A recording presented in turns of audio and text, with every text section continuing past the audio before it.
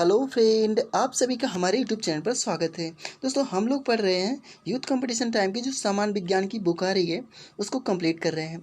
उसमें हम लोग कुछ चैप्टर कंप्लीट कर चुके हैं। आज हम लोग पढ़ेंगे एनर्जी यानी ऊर्जा। ऊर्जा से जितने भी क्वेश्चन बन सकते हैं उस सभी को कंप्लीट करेंगे। चलिए पहला क्वेश्चन देखते हैं। ऊर्जा संरक्षण के सिद्धांत के संबंध में कौन सा कथन सही है? देखिए, आंसर इसमें कौन सा सही हो जाएगा। आपके पास मात्र 5 सेकंड का समय है। चलिए, ऑप्शन नंबर इसमें डी सही हो जाएगा। देखिए, ऊर्जा को ना तो निर्माण किया जा सकता है और ना ही उसे नष्ट किया जा सकता है। ऑप्शन नंबर इसमें डी सही है। चलिए, इसके बारे में भी देख लीजिए थोड़ा सा। ऊर्जा संरक्षण के सिद्धांत के अनुसार ऊर्जा ना तो उत्पन्न की जा सकती है और ना ही इसे नष्ट किया जा सकता है। यह केवल एक रूप से दूसरे रूप में परिवर्तित की जा सकती है। ये रहा हमारा नेक्स्ट क्वेश्चन। ऊर्जा ना तो उत्पन्न की जा सकती है और ना ही नष्ट की जा सकती है, लेकिन इसे एक रूप से दूसरे रूप में परिवर्तित किया जा सकता है। इसे क्या कहा जाता है? देखिए, वही क्वेश्चन है, पहला क्वेश्चन है, उसके आंसर को ही क्वेश्चन बना के इसमें रेलवे ग्रुप डी पूछ लिया है। देखिए, 11/10/2018 शिफ्ट 2 में पूछा गया है। आंसर नंबर इसमें क्या सही हो जाएगा? देखिए, ऑप्शन नंबर इसमें बी सही है, ऊर्जा संरक्षण का नियम हो जाएगा। ठीक है, चलिए नेक्स्ट क्वेश्चन देखते हैं। ये रहा हमारा नेक्स्ट क्वेश्चन।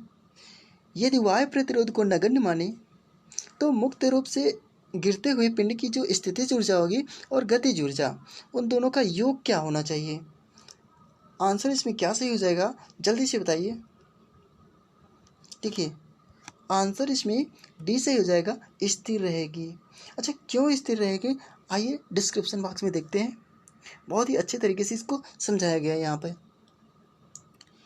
स्वतंत्र रूप से गिरते हुए किसी भी पिंड की स्थितिज ऊर्जा धीरे धीरे घटती जाती है। ठीक है, और यह ऊर्जा जो संरक्षण के नियम के अनुसार ही कार्य करता है। क्यों? क्योंकि जब वस्तु स्वतंत्र रूप से नीचे गिरती है तो उसकी जो स्थितिज ऊर्जा होगी उसका रूपांतरण हो जाता है गतिज ऊर्जा में। ठीक है, और किसी भी बिंदु पर जो गतिज ऊर्जा होगी और तथा स्थितिज ऊर्जा, उन दोनों का जो योग होगा ना, योग वो हमेशा समान रहेगा या स्थिर अवस्था में ही रहता है। ठीक है, चलिए नेक्स्ट क्वेश्चन देखते हैं। ये रहा हमारा नेक्स्ट क्वेश्चन। देखिए, जब आप एक रबर बैंड खींचते हैं, ठीक है, जैसे कोई रबर है उसको हम लोग खींच रहे हैं, तो उसमें जो हस्तांतरित होगी ऊर्जा, जैसे हम खींचे ना तो हमारी एनर्जी उसमें हस्तांतरित हो गई। किस रूप में संग्रहित हुई? ऑप्शन नंबर इसमें कौन सा सही हो जाएगा? देखिए, ये भी railway group D 10/10/2018 shift first में पूछा गया है। ठीक है, ऑप्शन नंबर इसमें ए सही हो जाएगा, स्थितिज ऊर्जा के रूप में। चलिए नेक्स्ट क्वेश्चन देखते हैं। डैश दिया है कि कणों की गतिज ऊर्जा अधिकतम होती है। देखिए, जो इसमें ऑप्शन दिया है इसमें से कौन से कण की जो गतिज ऊर्जा होगी सबसे अधिकतम होगी? देखिए, सबसे अधिकतम ऑप्शन नंबर इसमें डी से हो जाएगा, गैसों में। गैसों में जो गतिज ऊर्जा होगी सबसे अधिक होगी, उसके बाद द्रव में होगी, उसके बाद प्लाज्मा में होगा, फिर ठोस में होगा। ठीक है, चलिए इसके बारे में देख लीजिए। देखिए, किसी वस्तु की गति के कारण जो उसमें उत्पन्न ऊर्जा होगी ना, वो वस्तु की जो गतिज ऊर्जा कहा जाता है। और किसी गतिशील वस्तु की गतिज ऊर्जा उस वस्तु के द्वारा जो विरामावस्था में आने तक का किए गए कार्य के रूप में व्यक्त की जाती है। गैसों के कणों की गतिज ऊर्जा अधिकतम होती है क्योंकि गैसों के कण ठोस व द्रव के कारण, जो ठोस और द्रव के कण है ना, उनकी अपेक्षा अधिक गतिशील होते हैं। ठीक है, जाहिर सी बात है, अगर गैस है तो पूरी तरीके से मतलब वायुमंडल में फैल जाता है, लेकिन द्रव है वो धीरे धीरे मतलब अगर किसी बर्तन में रख रहे हैं तो वहाँ पर फैलता है। ठीक है, तो इस तरीके से यहाँ पर हो जाएगा। और देखिए, ठोसों के कणों की गतिज ऊर्जा न्यूनतम भी होती है। सबसे न्यूनतम किस में होती है? ठोस के कणों की गतिज ऊर्जा। ये हमारा नेक्स्ट क्वेश्चन। डैश दिया है हमें, कणों की गतिज ऊर्जा अधिकतम होगी, वही क्वेश्चन है। ऑप्शन नंबर इसमें डी से हो जाएगा, गैसों में। चलिए नेक्स्ट क्वेश्चन देखते हैं। ये रहा बहुत ही अच्छा न्यूमेरिकल है, इसको हम लोग सॉल्व करते हैं। एक घर में एक माह में 900 गुणे 10⁻6 जूल ऊर्जा खपत हुई। इकाई में ऊर्जा कितनी होगी? कितनी ऊर्जा होगी? चलिए जल्दी से सॉल्व कीजिए। चलिए ऑप्शन नंबर इसमें डी से हो जाएगा 250। अच्छा ये कैसे आया? देखिए, ऊर्जा एक ऐसा कारक है जो कार्य करने के लिए आवश्यक होता है और जिस कारण से किसी वस्तु में कार्य करने की क्षमता होती है उसे ऊर्जा कहते हैं। और जबकि ऊर्जा का जो एसआई पद्धति में मात्रक होता है वो जूल होता है। एक यूनिट बराबर कितना होता है? एक यूनिट बराबर 1 किलोवाट घंटा होता है। 1 किलोवाट घंटा इक्वल टू कितना होता है? 3.6 इंटू 10⁻6 जूल के बराबर होता है। देखिए यहाँ पर यूनिट लिखना मत भूलिएगा, यूनिट इसकी क्या होगी? ऊर्जा। चलिए अच्छा अब इसी पे फार्मूले पे इसको रखिए। देखिए 900 कितना था? 900 गुणे 10⁻6 था। अब इसको डिवाइड कर देंगे अगर 1 किलोवाट घंटा से तो कितना हो जाएगा? देखिए 900 गुणे 10⁻6 3.6 इंटू 10⁻6। देखिए इस 10 से कैंसिल हो जाएगा और 3.6 से अगर हम करेंगे तो 9 चौक 36 मतलब 0.4 आएगा। अगर यहाँ पर 0.4 है तो जाहिर सी बात है इसको हम सॉल्व करेंगे तो हमारा आएगा 250 यूनिट। चलिए नेक्स्ट क्वेश्चन देखते हैं। ये रहा हमारा नेक्स्ट क्वेश्चन। पवन चक्की या पवन की जो ऊर्जा का उपयोग होती है वो किस रूप में की जाती है? देखिए चाहे पवन चक्की हो या पवन की जो ऊर्जा है उसको हम लोग जाहिर सी बात है अगर चलाएंगे तो वहाँ पर गतिज ऊर्जा होगी, उसी रूप में होगी। गतिज ऊर्जा से हम लोग सीधे तापीय ऊर्जा में, विद्युत ऊर्जा में लेते हैं ना, तो यहाँ पर किस ऊर्जा में हो जाएगी? ऑप्शन नंबर इसमें बी से हो जाएगा, गतिज ऊर्जा में।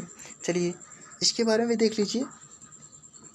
पवन चक्की का आशय वायु से गतिज ऊर्जा को लेकर उसे उपयोगी यांत्रिक अथवा विद्युत ऊर्जा के रूप में परिवर्तित करना है। यह हवा के रैखिक गति के पंखों की जो घूर्णीय गति है ना उसको बदल देती है। और वर्तमान में 2021 आंकड़ों के अनुसार भारत की पवन बिजली उत्पादन क्षमता 39.2 गीगावाट तक पहुंच गई है। ठीक है, चलिए नेक्स्ट क्वेश्चन देखते हैं। ये भी बहुत अच्छा क्वेश्चन है। जब एक संपीड़ित स्प्रिंग को छोड़ा जाता है तो यह अपनी स्थितिज ऊर्जा को किस रूप में बदल देती है? देखिए ऑप्शन नंबर इसमें कौन सा से हो जाएगा? ऑप्शन नंबर इसमें डी सही है, गतिज ऊर्जा में। देखिए चाहे जो स्प्रिंग है अगर उसको हम पकड़े हैं, ठीक है, जैसे हम छोड़ते हैं तो उसमें बहुत तेज़ी से वाइब्रेट होता है और बहुत दूर तक जाती है, तो उसमें गतिज ऊर्जा के रूप में स्थितिज ऊर्जा परिवर्तित हो जाती है। चलिए नेक्स्ट क्वेश्चन देखते हैं। अच्छा इसके बारे में जो भी गति के नियम दिए गए ना उसको भी देख लीजिए। जब किसी संपीड़ित स्प्रिंग को छोड़ा जाता है तो यह अपनी स्थितिज ऊर्जा को गतिज ऊर्जा में परिवर्तित कर देती है। समानतः ऊर्जा दो प्रकार के होते हैं। पहला होती है जो गतिज ऊर्जा है, पहला गतिज ऊर्जा होती है, दूसरा स्थितिज ऊर्जा होती है। गतिज ऊर्जा क्या होती है? किसी वस्तु की उसकी गति के कारण कार्य करने की जो क्षमता हो आ जाती है उसे कहते हैं वस्तु की गतिज ऊर्जा। और देखिए गतिज ऊर्जा है ना, यदि किसी जैसे कोई वस्तु है उसको जो है यम इंटू kg द्रव्यमान के पिंड की गतिज ऊर्जा v मीटर पर सेकंड है, तो जो उसकी गतिज ऊर्जा होगी वो क्या होगी? k इक्वल टू होता है, देखिए मैं बता रहा हूँ, गतिज ऊर्जा k equal to half M v square. ठीक है, ये हो जाएगी उसकी गतिज ऊर्जा। चलिए नेक्स्ट क्वेश्चन देखते हैं। देखिए और एक पॉइंट नोट कर लीजिए नेक्स्ट क्वेश्चन के पहले। जो गतिज ऊर्जा होती है ना ये हमेशा धनात्मक होती है। स्थितिज ऊर्जा क्या होता है? Potential energy. जब किसी वस्तु में विशेष अवस्था या स्थिति के कारण जो कार्य करने की क्षमता आ जाती है उसे स्थितिज ऊर्जा कहते हैं। जैसे तनी हुई स्प्रिंग हो गई या कमानी की ऊर्जा हो गई या बाद में संग्रहित पानी में जो ऊर्जा है ना वो। यदि किसी, देखिए और एक इसका एग्जांपल देख लीजिए। यदि किसी यम kg पे, जो यम है ना वो द्रव्यमान है, पिंड का, उसको गुरुत्वीय त्वरण जी के विरुद्ध एच मीटर की ऊंचाई पर ले जाया जाता है, तो उसकी जो स्थितिज ऊर्जा होगी mgh हो जाएगी। यानी स्थितिज ऊर्जा इक्वल टू क्या होता है, mgh। और एक नोट है, देखिए पिंड की जो यांत्रिक ऊर्जा है पिंड की गतिज ऊर्जा प्लस स्थितिज ऊर्जा के बराबर होती है। चलिए नेक्स्ट क्वेश्चन देखिए, ये बहुत ही अच्छा क्वेश्चन है। एक बस की स्थितिज ऊर्जा में इसकी डैश के साथ वृद्धि होती है। ऑप्शन नंबर क्या सही हो जाएगा, देखिए अगर जैसे जैसे हम किसी चीज़ को ऊपर ले जाते हैं, ठीक है, तो उस वैसे वैसे उसकी स्थिति ऊर्जा बढ़ती जाती है। जैसे स्थिति ऊर्जा बढ़ेगी यानी ऊंचाई पर ले जा रहे हैं तो उसकी स्थिति के कारण जो उसकी स्थितिज ऊर्जा होती है वो बढ़ती जाती है। ठीक है, ऑप्शन नंबर इसमें बी सही हो जाएगा। नेक्स्ट क्वेश्चन हमारा है, निम्न में से कौन सी ऊर्जा किसी वस्तु की ऊंचाई के साथ बदलती है। देखिए इसमें भी ऑप्शन नंबर इसमें डी सही हो जाएगा, स्थितिज ऊर्जा। स्थितिज ऊर्जा जो है किसी वस्तु की ऊंचाई के साथ बदलती है। देखिए वही क्वेश्चन है, इसमें भी 10/10/2018 शिफ्ट फर्स्ट में पूछा गया और वही क्वेश्चन 11/10/2018 शिफ्ट फर्स्ट में भी पूछा गया, वही क्वेश्चन सेम है। ठीक है, चलिए ये रहा हमारा नेक्स्ट क्वेश्चन। किसी वस्तु द्वारा अपनी स्थिति या आकार लेने की वजह से लगने वाली जो ऊर्जा होती है उसे क्या कहा जाता है। जाहिर सी बात है, अगर उसकी स्थिति और आकार के कारण लग रही है ऊर्जा तो स्थितिज ऊर्जा होगी। ऑप्शन नंबर इसमें बी सही हो जाएगा। ठीक है,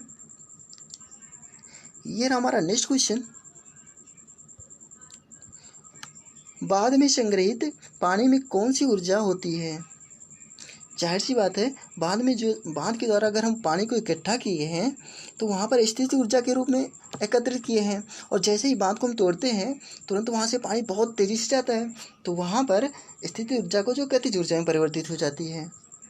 ठीक है, चलिए नेक्स्ट क्वेश्चन देखते हैं। एक गतिशील वस्तु अनिवार्य रूप से प्राप्त करती है। अगर कोई गतिशील वस्तु है, जाहिर सी बात है गति कर रही है तो उसमें गतिज ऊर्जा होगी ना, गतिशील वस्तु है तो उसमें गतिज ऊर्जा प्राप्त करती है। ठीक है, चलिए इसके बारे में देख लीजिए थोड़ा सा। एक गतिशील वस्तु अनिवार्य रूप से गतिज ऊर्जा प्राप्त करती है। ठीक है, और किसी वस्तु में गति के कारण जो उसकी गतिज ऊर्जा होती है, गतिज ऊर्जा क्या होती है, किसी पिंड की वह अतिरिक्त ऊर्जा है जो उसके रेखीय अथवा कोणीय दोनों के कारण होती है। अच्छा, पिंड की जो गतिज ऊर्जा होती है क्या होती है, गतिज ऊर्जा के इक्वल टू हाफ mv² होती है। चलिए नेक्स्ट क्वेश्चन देखते हैं।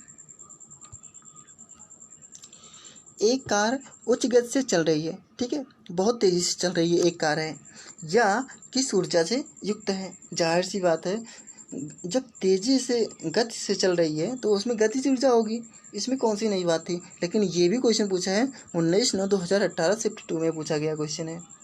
ठीक है, नेक्स्ट क्वेश्चन हमारा है, निम्नलिखित में से कौन सी ऊर्जा सदैव धनात्मक होती है। अभी आप लोग को बताया गया गतिज ऊर्जा सदैव धनात्मक होती है, जबकि स्थितिज ऊर्जा ऋणात्मक भी हो सकती है। ऊंचाई के साथ जैसे जाते हैं वहाँ पर स्थितिज ऊर्जा बढ़ती जाती है। ठीक है, चलिए नेक्स्ट क्वेश्चन देखते हैं। ऊर्जा की व्यावसायिक इकाई क्या है। ऑप्शन नंबर इसमें कौन सा सही हो जाएगा। देखिए बहुत ही अच्छा क्वेश्चन है ये, मेरे हिसाब से बहुत ही अच्छा क्वेश्चन है। ऊर्जा की व्यावसायिक इकाई क्या है। ऊर्जा की व्यावसायिक इकाई किलोवाट घंटा है। ठीक है, अच्छा ये कैसे होता है, देखिए किसी वस्तु की जो कार्य करने की क्षमता है ना उसको ऊर्जा कहते हैं। ठीक है, और ऊर्जा का एसआई मात्रक क्या होता है, सीजीएस पद्धति में कैलोरी होता है। ऊर्जा का एसआई मात्रक जूल होता है लेकिन सीजीएस पद्धति में कैलोरी होता है। ठीक है, इन दोनों पॉइंट को याद रखिएगा। यह जो है एक अदिश राशि है, जाहिर सी बात है कार्य जो है एक अदिश राशि है। जब ऊर्जा यानी ऊष्मा की जो व्यावसायिक इकाई किलोवाट घंटा है तो वाट या किलोवाट बिजली या व्यय की दर प्रतिनिधित्व करती है। ठीक है, नेक्स्ट क्वेश्चन हमारा है, ये बहुत ही अच्छा न्यूमेरिकल है, इसको हम लोग सॉल्व करते हैं। 8 kg भार वाली लोहे की गेंद, ठीक है, देखिए 8 केजी भार वाली लोहे की गेंद है और 3 केजी भार वाली एल्युमिनियम की गेंद है। ठीक है, मान लो ये गेंद हो गई, ये लोहे की गेंद हो गई, ये एल्युमिनियम की गेंद हो गई। इन दोनों की ऊंचाई कितनी है? 20 मीटर है। 20 मीटर की ऊंचाई से अब इसको यहाँ से गिराया जाता है, भूमि पर गिराया जाता है। जैसे ही गिराते हैं तो भूमि से 10 मीटर की ऊंचाई पर उनमें निम्नलिखित में से कौन सी राशि समान होगी? देखिए, 20 मीटर की ऊंचाई से गिरा रहे हो, 10 मीटर की ऊंचाई तक आते आते उसमें से कौन सी राशि इसमें समान होगी? जाहिर सी बात है, गतिज ऊर्जा तो समान नहीं होगी क्योंकि ये बदलती रहती है। स्थितिज ऊर्जा ऊपर से गिरा रहे हो ना, तो स्थितिज ऊर्जा जो है इसमें धीरे धीरे घटती जाती है। ठीक है, संवेग भी बढ़ता जाता है, संवेग मतलब परिवर्तित होता रहता है जैसे जैसे जाता है नीचे ऊपर। ठीक है, तो ये त्वरण है ना, त्वरण जो है इसमें पूरी तरीके से समान रहता है। अच्छा, ये कैसे समान रहता है? आइए, डिस्क्रिप्शन बॉक्स में बहुत ही अच्छे तरीके से बताया गया है। देखिए, प्रश्न में लिखा है ना, यम इक्वल टू पहला जो गेंद है, जो लोहे की गेंद है 8 केजी की है और जो एल्युमिनियम की गेंद है वो 3 केजी की है। जाहिर सी बात है, लोहे की गेंद बड़ी होगी ना, इसमें स्थिति ऊर्जा अधिक आएगा। तो अगर स्थिति ऊर्जा अधिक आ रही है पहली गेंद में, तो M1 GH is greater than होगा ना किसके? M2 GH की।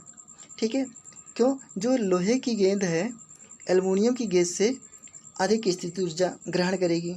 अगर इन दोनों को 10 मीटर की ऊंचाई पर आते आते क्या होता है, देखिए, अब इसकी जो वेलोसिटी होगी उसको निकाल लेते हैं। हमें पता है v² इक्वल टू कितना होता है? v² equal to U² plus 2GH होता है ना, ये पता है। इसमें ऊंचाई दिया है, ऊंचाई कितना दिया था? 10 मीटर, और जो गुरुत्वीय त्वरण g है ना, इसका मान भी 10 मीटर मान लेते हैं। तो और इसमें 2 दिया है, तो कितना हो जाएगा? 200 मीटर हो गया ना। 200 metre, v² equal to 200 metre, यानी √2 × 10। ठीक है, 10√2। ये हमारा जो वेलोसिटी आई, ये आ गई, जो सभी पर 10 मीटर की ऊंचाई पर समान हो रही है।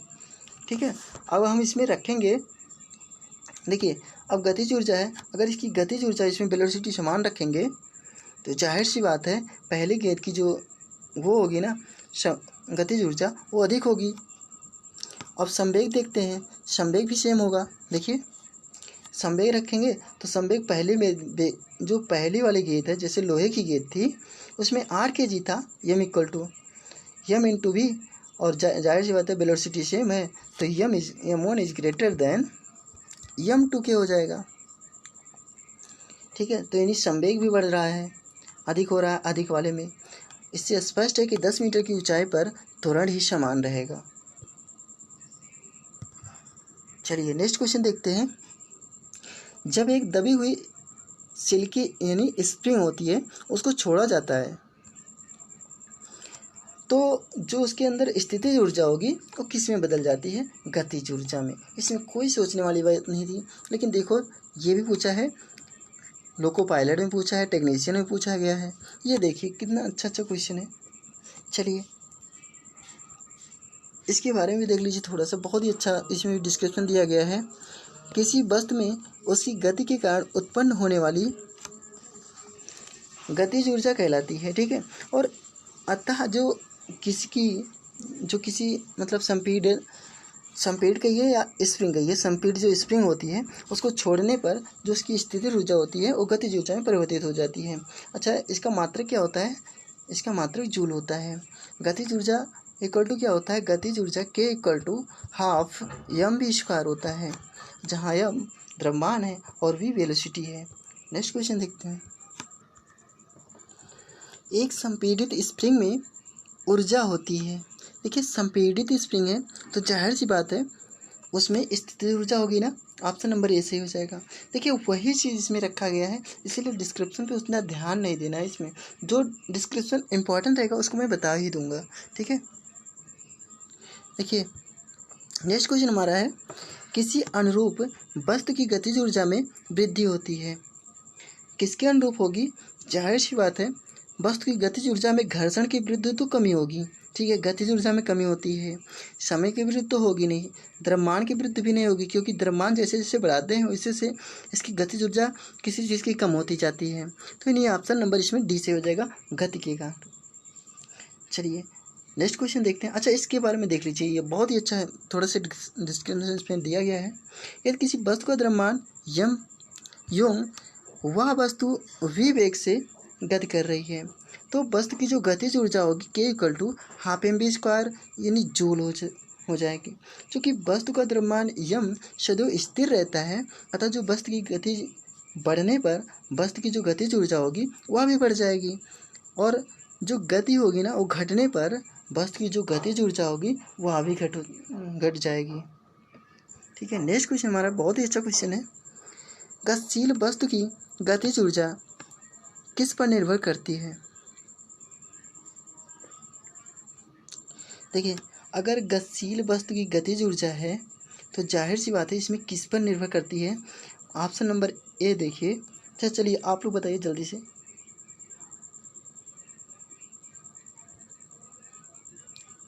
देखिए ऑप्शन नंबर इसमें डी से हो जाएगा। अरे यार पेन नहीं चल रहा है। हाँ, डी से हो जाएगा, द्रव्यमान और वेग। द्रव्यमान और वेग के कारण जो गतिज ऊर्जा होगी ना इन दोनों पर निर्भर करती है। ठीक है, अगर वेग बढ़ेगा तो गतिज ऊर्जा बढ़ेगी, अगर वेग घटेगा तो गतिज ऊर्जा घटेगी। चलिए नेक्स्ट क्वेश्चन देखते हैं। अच्छा यहाँ पर देखिए बहुत ही अच्छा इसमें समझाया गया है, इसको देख लीजिए। देखिए थोड़ा सा हाँ अब सही है। किसी वस्तु में उसकी गतिमान स्थिति के कारण जो वस्तु में संचित ऊर्जा होगी ना वस्तु की गतिज ऊर्जा होती है, और देखिए जो गतिज ऊर्जा के इक्वल टू होता है ना हाफ एम बी स्क्वायर होता है। ठीक है, K equal to half M V square होता है, और गतिशील वस्तु की जो गतिज ऊर्जा होगी वस्तु के द्रव्यमान और उसके वेग पर निर्भर करती है। चलिए नेक्स्ट क्वेश्चन देखिए, बहुत ही अच्छा क्वेश्चन है ये। किसी जल विद्युत गृह में, ठीक है, अगर जहाँ पर मतलब जल के द्वारा विद्युत बनाया जा रहा है उसके घर में विद्युत ऊर्जा में परिवर्तित होने वाली जो ऊर्जा होगी वो कौन सी होगी? देखिए ऑप्शन नंबर इसमें डी से ही हो जाएगा, गतिज ऊर्जा। गतिज ऊर्जा जाती है जल विद्युत गृह में, उसके द्वारा टरबाइन को चलाती है, टरबाइन गति करता है, जितना तेज गति करता है उतने तेज से विद्युत उत्पादन होगा, यानी ऑप्शन नंबर इसमें डी से ही हो जाएगा। चलिए इसके बारे में देख लीजिए, बहुत ही अच्छा ये भी बताया गया है।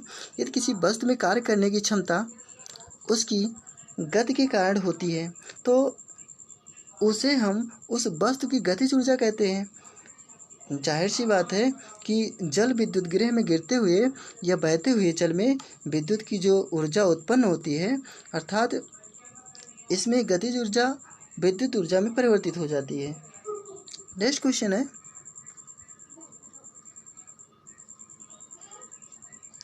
निम्नलिखित उल्लेखनीय गतिविधियों में से किस स्थिति ऊर्जा को गतिज ऊर्जा में परिवर्तित किया जाता है? देखिए ऑप्शन नंबर इसमें कौन सा सही हो जाएगा? देखिए पहले इसको क्वेश्चन ध्यान से समझिएगा। स्थितिज ऊर्जा को गति ऊर्जा में परिवर्तित किया जाता है। देखिए एक पटाखे को विस्फोट करोगे, अगर पटाखे को विस्फोट करोगे तो स्थितिज ऊर्जा को गतिज ऊर्जा में नहीं परिवर्तित कर पाओगे, वहाँ पर तो विस्फोट होगा यार, वहाँ पर तो न्यूटन का नियम लग जाएगा, थर्ड नियम। अब यहाँ पर देखो टार्च को आने का कारण, यार एक टार्च आने का कारण ये कहाँ के, उसमें तो इलेक्ट्रिक ऊर्जा स्टोर है ना, वो वहाँ पर प्रकाश ऊर्जा में परिवर्तित हो रहा है, ये भी ऑप्शन गलत हो जाएगा। एक टार्च को ऑफ करना ये भी गलत हो जाएगा, यानी ऑप्शन नंबर इसमें डी से हो जाएगा, एक पेंडुलम का झूलना। एक पेंडुलम का झूलना है जो गतिज ऊर्जा है, जो स्थितिज ऊर्जा है, ठीक है, उसको गतिज ऊर्जा में परिवर्तित करता है। चलिए इसके डिस्क्रिप्शन बॉक्स में देख लीजिए, बहुत ही अच्छा इसमें समझाया गया है कि एक पेंडुलम का झूलना स्थितिज ऊर्जा को गतिज ऊर्जा में परिवर्तित करने का उदाहरण है। ठीक है, और पटाखे का जो विस्फोट होता है ना यह रासायनिक ऊर्जा को ध्वनि ऊर्जा में परिवर्तित करता है, और जो टार्च को ऑन करना यह रासायनिक ऊर्जा को प्रकाश ऊर्जा में रूपांतरित करने का उदाहरण है। ठीक है, चलिए नेक्स्ट क्वेश्चन, ये भी बहुत ही अच्छा क्वेश्चन है। यदि एक वस्तु का संवेग 3 गुना कर दिया जाए तो इसकी गतिज ऊर्जा क्या होगी। ऑप्शन नंबर इसमें कौन सा सही हो जाएगा। देखिए बहुत ही अच्छा क्वेश्चन है, इसको हम लोग सॉल्व करते हैं कि यदि एक वस्तु का संवेग 3 गुना कर दिया, क्या 3 गुना कर दिया जाए संवेग, तो उसकी गतिज ऊर्जा क्या होगी। देखिए ऑप्शन नंबर इसमें सी हो जाएगा, मूल मान का 9 गुना हो जाएगी। ठीक है, अच्छा ये कैसे होगा ना, आइए देखते हैं कैसे होगा। देखिए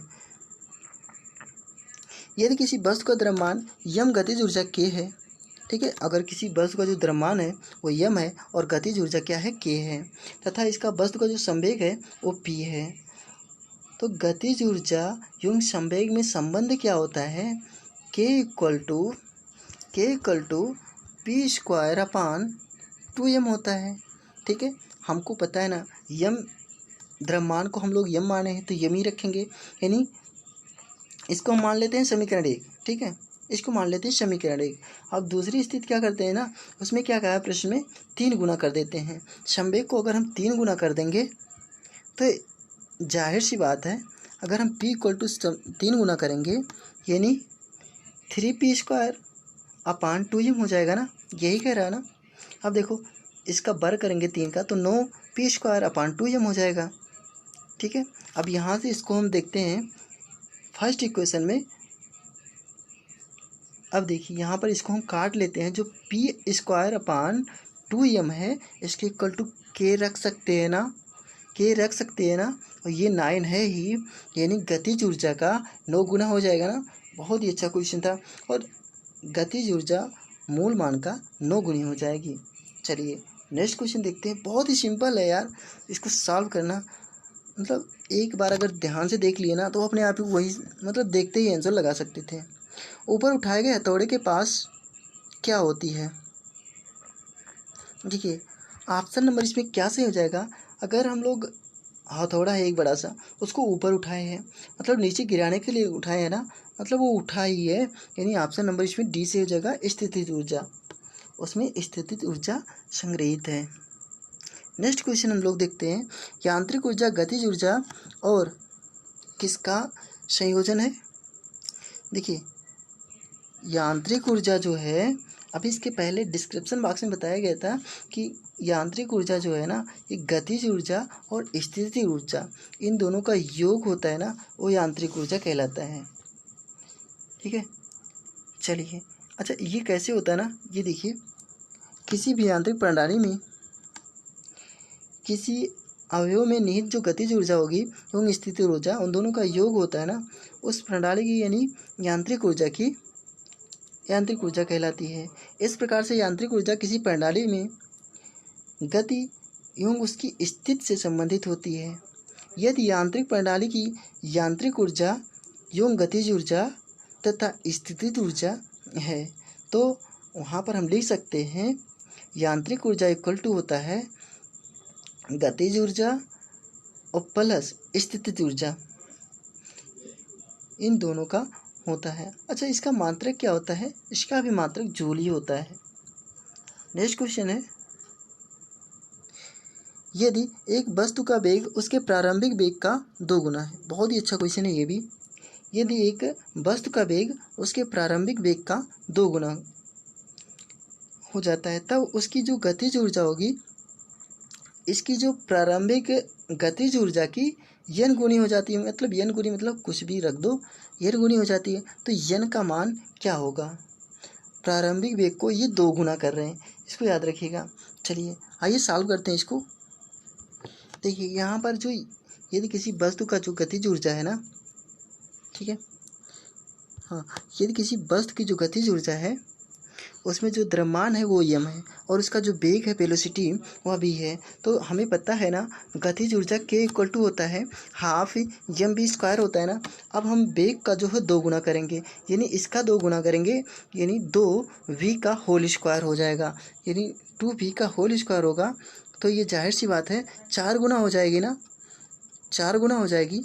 तो ऑप्शन नंबर इसमें कौन सा सही हो जाता है, ऑप्शन नंबर इसमें बी सही हो जाएगा। ठीक है, जैसे हम वेलोसिटी को 2 गुना करेंगे तो वहाँ पर जो उसकी गतिज ऊर्जा होगी वो 4 गुना हो जाएगी। ये रहा हमारा नेक्स्ट क्वेश्चन, एक तनी हुई रबर बैंड में किस प्रकार की ऊर्जा होगी। जाहिर सी बात है इसमें स्थितिज ऊर्जा होगी, वही क्वेश्चन रिपीट है, ठीक है। चलिए ये रहा हमारा नेक्स्ट क्वेश्चन, किसी खींची हुई रबर बैंड में किस प्रकार की ऊर्जा की, वही क्वेश्चन है, ठीक है। स्थितिज ऊर्जा होगी, ऑप्शन नंबर इसमें ए सही हो जाएगा। निम्नलिखित में से किसे ना तो बनाया जा सकता है और ना ही नष्ट किया जा सकता है। ऑप्शन नंबर इसमें ए सही हो जाएगा। ऊर्जा को ना तो उत्पन्न किया जा सकता है और ना ही नष्ट किया जा सकता है, लेकिन ऊर्जा को एक रूप से दूसरे रूप में परिवर्तित किया जा सकता है, ठीक है। चलिए नेक्स्ट क्वेश्चन देखते हैं। इस क्वेश्चन को सॉल्व करते हैं हम लोग। यदि एक वस्तु की गतिज ऊर्जा इसके प्रारंभिक मान का 256 गुना हो जाती है, ठीक है। कितना हो जाती है, 256 गुना हो जाती है, तो नया रेखीय संवेग यानी P इक्वल टू हमें निकालना है। नया रेखीय संवेग क्या होगा, देखिए ऑप्शन नंबर इसमें तो भी सही है। अच्छा, इसके प्रारंभिक मान का 16 गुना हो जाएगी। ये कैसे हो रहा है ना, आइए देखते हैं। देखिए हमसे क्या कह रहा था क्वेश्चन में, प्रारंभिक गतिज ऊर्जा हाफ mv² होती है ना, ये होता है, लेकिन इसमें कह रहा है गतिज ऊर्जा का 256 गुना कर दिया जाए। अब जब 256 गुना कर दोगे तो इसमें जो प्रारंभिक वेग होगी v1 स्क्वायर इक्वल टू क्या हो जाता है, 256 गुणे जो उसमें गतिज ऊर्जा है, गतिज ऊर्जा का 256 गुना हो जाती है।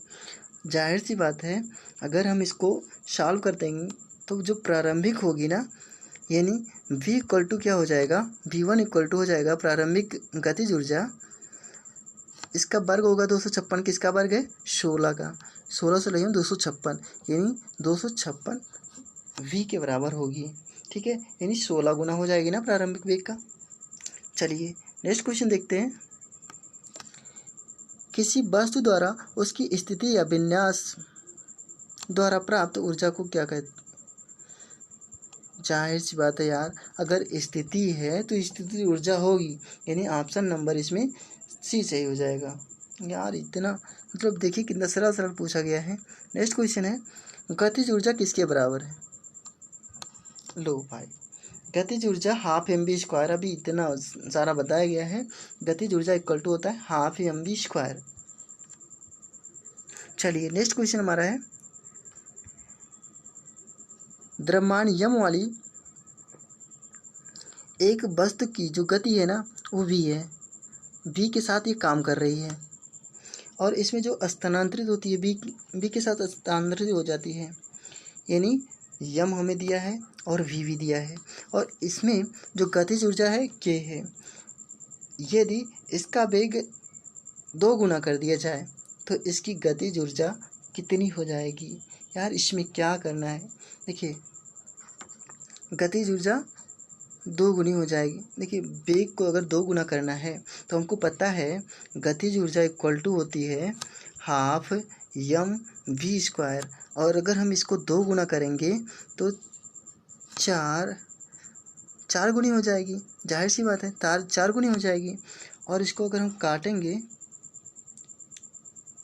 देखिए ये mv² है ना, mv² है, 4 गुनी हो जाएगी ना। अगर इसको देखिए यहाँ पर ला रहे हैं, यानी ऑप्शन नंबर इसमें क्या सही हो जाएगा। आइए सॉल्व करते हैं इसको डिस्क्रिप्शन बॉक्स में। देखिए के डैश इक्वल टू, वही डिस्क्रिप्शन बॉक्स में वही बताएगा जो भी सॉल्व किया गया है, ठीक है। के इक्वल टू होता है हाफ mv², इसका 2 गुना कर दो। अब 2 गुना करोगे तो जाहिर सी बात है 4, यहाँ पर हम लिख सकते हैं 4 इंटू हाफ mv² लिख सकते हैं ना, हाफ mv², यानी हाफ mv² को हम लिख सकते हैं के, तो 4k हो जाएगा, यानी गतिज ऊर्जा का 4 गुना हो जाएगी, ठीक है। ये रहा हमारा नेक्स्ट क्वेश्चन, बहुत ही अच्छा क्वेश्चन है। किसी संकुचित स्प्रिंग में सामान्य लंबाई के स्प्रिंग से अधिक ऊर्जा होती है, क्योंकि स्प्रिंग संकुचित होने के कारण इसमें निम्नलिखित में से क्या होता है। ऑप्शन नंबर इसमें क्या सही हो जाएगा। देखिए संकुचित है ना, अगर उसको अभी छोड़ा नहीं गया है तो वहाँ पर स्थितिज ऊर्जा होगी। ऑप्शन नंबर इसमें बी सही हो जाएगा। ये रहा हमारा नेक्स्ट क्वेश्चन। किसी बंदूक से, ये बहुत ही अच्छा क्वेश्चन है, किसी बंदूक से गोली चलाई जाती है तो इसकी जो संभावित होगी स्थितिज ऊर्जा किसमें परिवर्तित हो जाती है। अगर स्थितिज ऊर्जा गतिज ऊर्जा में परिवर्तित हो जाती है। ऑप्शन नंबर इसमें ए सही हो जाएगा। चलिए, जब किसी बंदूक से गोली चलाई जाती है तो जो इसकी संभावित स्थितिज ऊर्जा होगी वो गतिज ऊर्जा में परिवर्तित हो जाती है, और किसी वस्तु में उसकी गति के कारण कार्य करने की जो क्षमता उत्पन्न होती है उसे उस वस्तु की गतिज ऊर्जा कहते हैं। तो गतिज ऊर्जा के इक्वल टू होता है हाफ mv²। नेक्स्ट क्वेश्चन है, बहुत ही अच्छा क्वेश्चन है, इसको सॉल्व करते हैं। 5 किलोग्राम और 10 किलोग्राम द्रव्यमान की 5 किलोग्राम और 10 किलोग्राम द्रव्यमान की दो इस्पात की या स्टील की गेंदें हैं, उनकी जो गतिज ऊर्जाएं समान हैं। ठीक है, यदि संभावना हो तो कौन सी गेंद तेजी से गति कर रही है। ऑप्शन नंबर इसमें कौन सा सही हो जाएगा। देखिए ऑप्शन नंबर इस अगर समान है, ठीक है, द्रव्यमान उसका समान है तो ऑप्शन नंबर इसमें बी सही हो जाएगा, 5 किलोग्राम वाली।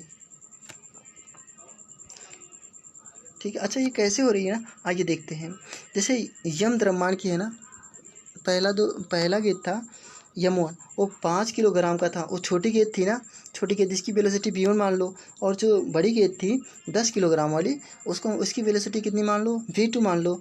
तो हमको पता है जो काइनेटिक एनर्जी होती है k equal to half mv² होता है ना, हाफ mv² होता है, यानी इसको हम दोनों के बराबर कर देंगे। यहाँ पर लिखा था क्वेश्चन में दोनों की गतिज ऊर्जाएं समान हैं।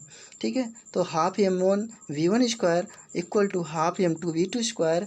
तो यहाँ पर हाफ से हाफ कैंसिल हो जाएगा, तो यानी 5, तो ये हो जाएगा 5 दूना 10, यानी v1² इक्वल टू 2v2²। ठीक है, किसके बराबर हो जाएगी, यानी हमको ये पता है जो v1 की गतिज ऊर्जा होगी v2 से अधिक होगी। चलिए, अच्छा 5 किलोग्राम वाली इस्पात की जो गेंद होती है 10 किलोग्राम वाली इस्पात की गेंद की गति की दोगुनी हो जाती है।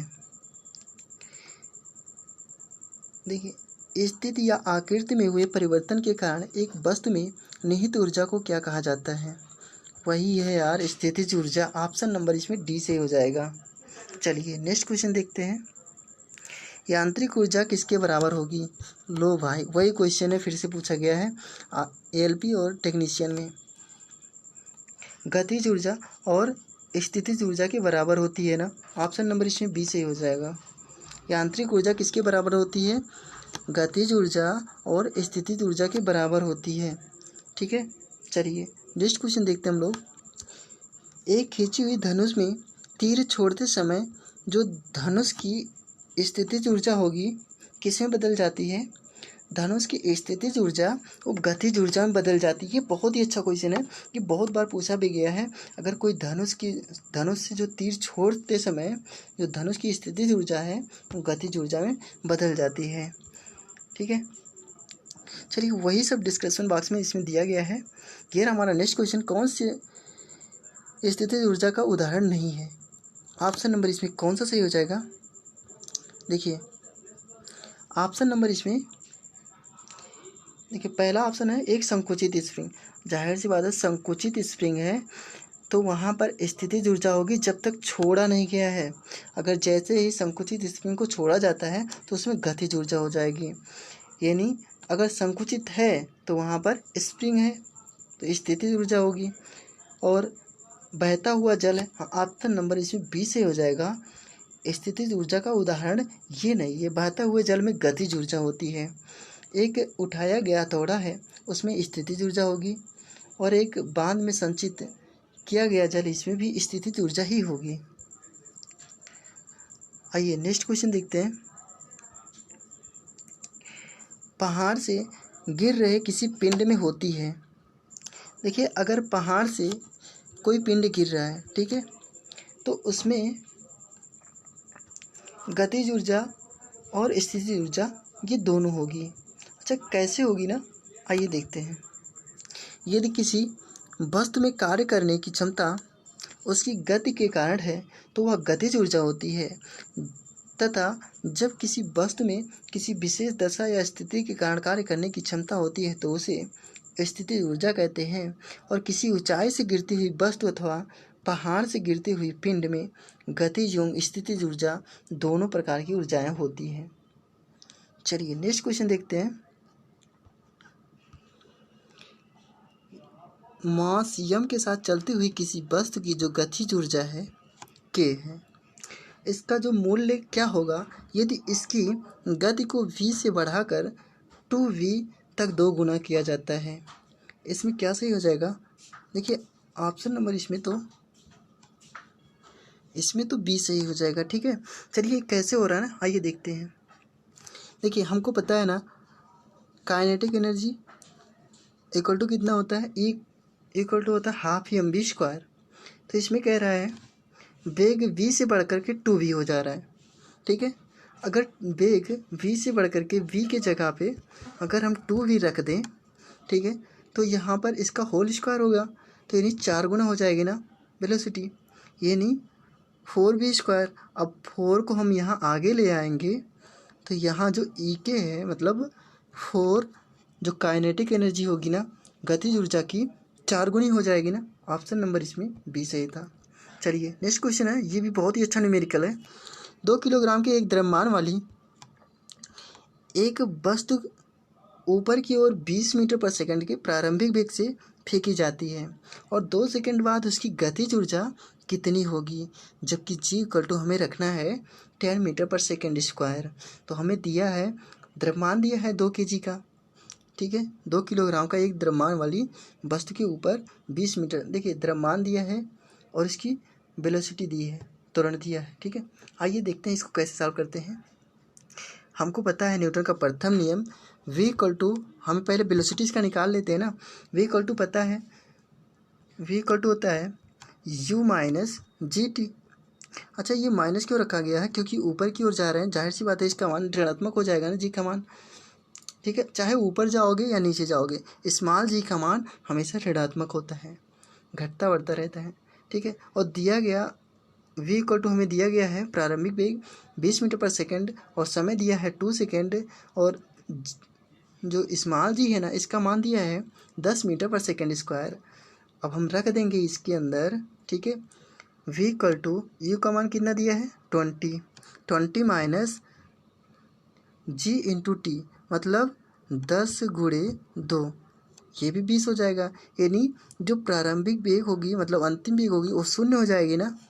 अगर वेग शून्य हुई तो गतिज ऊर्जा जाहिर सी बात है शून्य हो जाएगी। क्यों? क्योंकि हम इसका मान अगर शून्य रखेंगे तो यहाँ पर गतिज ऊर्जा पूरी तरीके से 0 हो जाएगी। ठीक है, अगर गतिज यानी 2 सेकंड के बाद जो उसकी गतिज ऊर्जा है वो पूरी तरीके से शून्य हो जाएगी। चलिए नेक्स्ट क्वेश्चन देखते हैं, ये भी बहुत ही अच्छा न्यूमेरिकल है। 5 मीटर पर सेकंड गति से गतिशील 22 kg द्रव्यमान ओजन वाली बस की जो गतिज ऊर्जा होगी क्या होगी?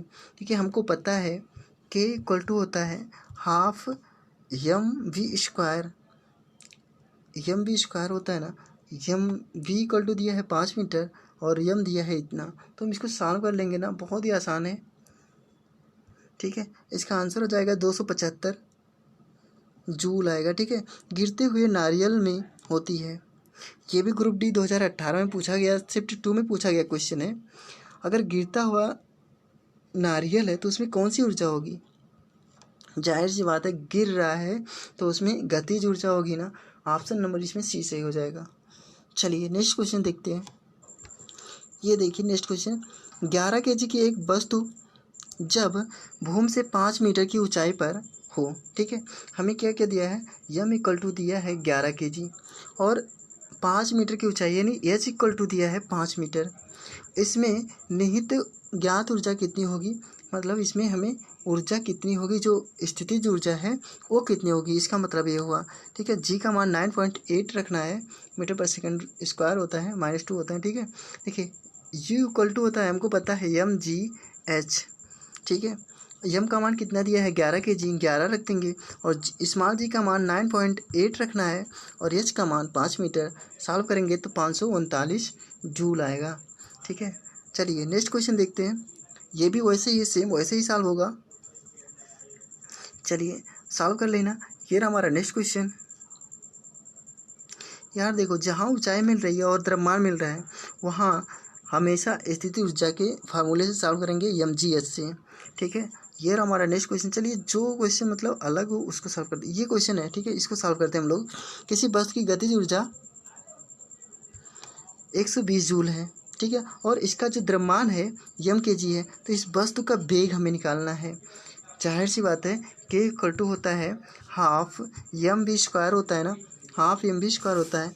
गतिज ऊर्जा कितना दिया है 120 joule, 120 joule equal to half mv square. इसमें वेग निकालना है ना, वेग इक्वल द्रव्यमान कितना दिया है 2, यानी 5 हो जाएगा। 120 को 5 से काटोगे कितना हो जाएगा 15 kg था ना, 15 kg काट दोगे कितना आ जाएगा हमारा 4 मीटर पर सेकेंड पे पावर -1, ठीक है। चलिए नेक्स्ट क्वेश्चन देखते हैं। देखिए सभी क्वेश्चन को हम लोग न्यूमेरिकल जो है उससे भागेंगे नहीं, उसको हम लोग सॉल्व करेंगे क्योंकि ये प्लस पॉइंट देते हैं, ठीक है। ये हमारा नेक्स्ट क्वेश्चन है। 15 kg द्रव्यमान की एक वस्तु 8 मीटर पर सेकंड पे पावर -1 के एक समान वेग से गति कर रही है। उस वस्तु की जो गतिज ऊर्जा होगी वो क्या होगी? हमको पता है गतिज ऊर्जा k equal to half mv square, ठीक है। और द्रव्यमान दिया है 15 kg, तो हाफ mv स्क्वायर पे लगाएंगे तो इसका मान हो जाएगा 480 जूल। ये हमारा नेक्स्ट क्वेश्चन वही है ना, 11 kg की एक वस्तु जब भूमि से 6 मीटर की ऊंचाई हो, ठीक है, 6 मीटर की ऊंचाई हो तो इसमें निहित जो ऊर्जा होगी मतलब स्थितिज ऊर्जा तो कितनी होगी? U बराबर हमको पता है ना mgh, ठीक है, U बराबर mgh। अब इसको मान रखेंगे इसमें तो हमारा कितना आंसर आ जाएगा 646 जूल। वही क्वेश्चन रिपीट है। नेक्स्ट क्वेश्चन है, बंदूक से चली गोली लक्ष्य के भीतर गहराई से चली जाती है, तो क्योंकि उसमें कौन सी ऊर्जा होती है? जब बंदूक से जो गोली चलाई जाती है लक्ष्य के भीतर चली जाती है गहराई तक, उसमें उस समय कौन सी ऊर्जा होगी? ऑप्शन नंबर इसमें डी से हो जाएगा गतिज ऊर्जा, गतिज ऊर्जा रहेगी। चलिए ये हमारा इसका डिस्क्रिप्शन बॉक्स देख लीजिए। एक बंदूक से चली गोली लक्ष्य के भीतर गहराई से चली जाती है क्योंकि इसमें जो गतिज ऊर्जा होती है बंदूक से निकली गोली के वेग बहुत अधिक होता है तथा लक्ष्य से टकराने पर यह बहुत कम समय में शून्य हो जाता है। अगर लक्ष्य से जो बंदूक से गोली चलाई जाती है अपने लक्ष्य से टकरा गई तो वह बहुत ही मतलब थोड़ी ही देर में वहीं पर रुक जाएगी, मतलब शून्य हो जाती है। अतः गोली का वेग परिवर्तन की दर योग बल बहुत अधिक होता है, इसलिए गोली लक्ष्य के भीतर गहराई तक चली जाती है। नेक्स्ट क्वेश्चन हमारा है, टरबाइन द्वारा बहते हुए पानी और हवा का प्रयोग परिवर्तन के लिए किया जाता है। देखिए ऑप्शन नंबर इसमें कौन सा सही हो जाएगा? जाहिर सी बात है टरबाइन है ना और बहता हुआ हवा है, तो वहाँ पर गतिज ऊर्जा को विद्युत ऊर्जा में परिवर्तित किया जाता है, ठीक है। चलिए नेक्स्ट क्वेश्चन देखते हैं। और उस समय वहाँ पर स्थितिज ऊर्जा होगी। ये बहुत ही अच्छा न्यूमेरिकल है, ठीक है, इसको आप लोग होमवर्क से सॉल्व कर लीजिएगा, ठीक है। आज के लिए इतना ही, नेक्स्ट वीडियो में फिर मिलेंगे, तब तक के लिए नमस्कार।